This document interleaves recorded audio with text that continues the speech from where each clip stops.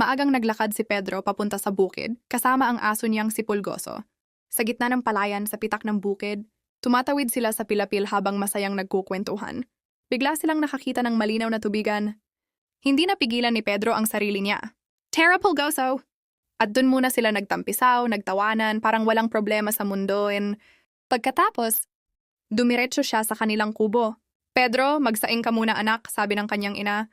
At walang reklamo, agad siyang nagparingas ng apoy sa kalan. Habang hinihintay maluto ang sinaing, nagwalis siya. Naglinis ng hapagkainan. Inayos ang bahay. Naisip pa niya, "Inay, gawa po tayo ng isa pang lutuan."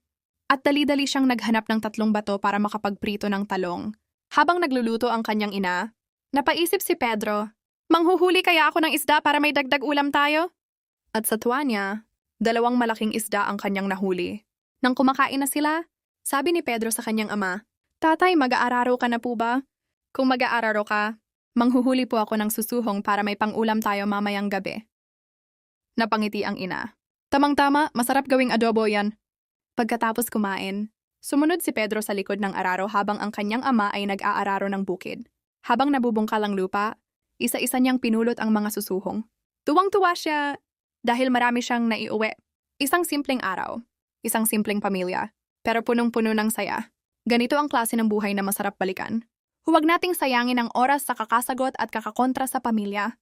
Dahil bawat oras, bawat araw, hindi na natin maibabalik ang nakaraan.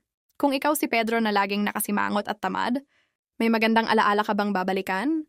Kung hindi mo pinahalagahan ang magulang mo at bigla silang mawala, kaya mo pa bang balikan ang kahapon?